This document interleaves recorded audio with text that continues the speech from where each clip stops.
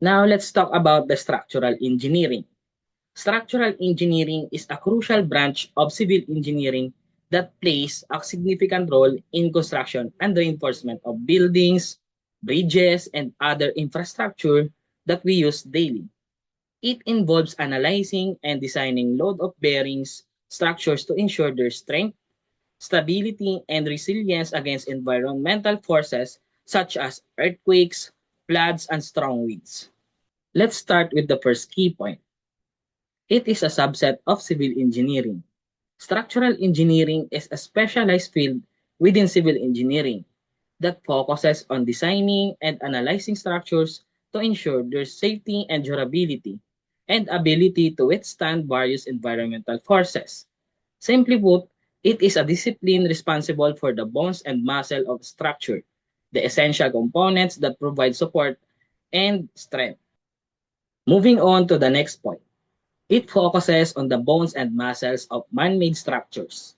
Structural engineering deals with the core framework of structures. The bones of a structures, these refer to the foundation, columns, and beams that provide solid support. The muscles of structure, this includes trusses, rafters, and braces that reinforce and strength of the building. In simple terms, if a building were a body, structural engineering ensures that its bones are strong and its muscles are capable of supporting it for a long time. Let's proceed to the next key responsibility.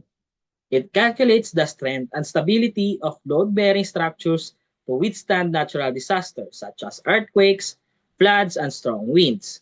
Structural engineers are responsible for designing and calculating the strength, stability, and durability of buildings and other structures. Their role is crucial in ensuring that these structures can support the weight and load they support, can withstand various natural disasters such as earthquakes, floods, and strong winds, will not easily collapse or pose risk to the public safety. For example, buildings in earthquake-prone areas are designed with special reinforcement to withstand for shaking. Bridges built near rivers or seas have protective measures against strong waves and floods. Skyscrapers are engineered to ensure strong winds and the weight of occupants and equipment inside them. Now, let's talk about the ultimate goal of structural engineering. The ultimate goal of the structural engineer is to ensure that the structures can withstand environmental stress and remain safe and stable for a long time.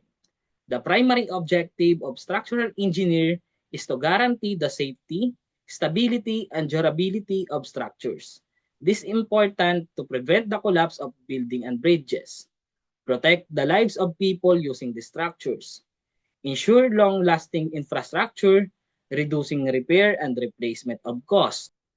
Okay, now that we've covered the basics, let's move on to what structural engineers actually do. What does a structural engineer do? Structural engineers play a critical role in planning, designing, and supervising the construction of various types of structures, such as buildings, bridges, and other infrastructures.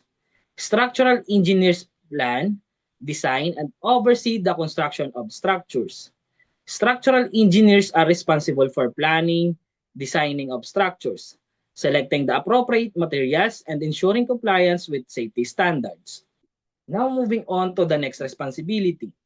They develop and build beams, trusses, rafters, roof and door frames, braces, foundations, and walls. Aside from constructing large buildings and infrastructures, structural engineers are responsible for constructing various structural components, including the beams, the main supports that bear the weight of a building, trusses and rafters, roof structures that provide strength and stability, roof and door frames, essential frameworks that support and protect the structures, braces, reinforcement that prevents movement or collapse, foundation, the base that ensures that structure stability, walls, protective and supportive structural element. Next, let's talk about cost estimation. They estimate material quantities, equipment costs, and labor expenses. Apart from designing and constructing structures, structural engineers play a key role in project cost estimation. They calculate the required amount of steel, concrete, wood, and other materials. They assess the total project cost, including equipment and labor expenses. Through accurate cost estimation, they help prevent material wastage and ensure that the project remains within budget while maintaining high quality standard. Now let's move on to environmental and traffic assessments. They conduct studies on environmental conditions and assess traffic patterns to identify potential problems. Before starting a project, structural engineers conduct thorough research to identify potential issues at the construction sites, such as environmental condition analysis, examining climate, soil type, and potential natural hazards like earthquake and floods. Traffic patterns assessment, studying the flow of vehicles and pedestrians to ensure that the project does not disrupt traffic or pose safety risks. Developing solutions. Based on their findings, they implement strategic measures to mitigate risk and enhance structural integrity. Alright, let's go to the last key responsibility. They ensure that structures are safe to use. One of the core responsibilities of structural engineers is to ensure the safety of the structures they design and build is durable design, utilizing advanced engineering techniques to ensure structures can endure weight, movement, and external forces, and the protection against natural disasters to make sure that buildings can withstand strong winds, earthquakes, floods, and other calamities.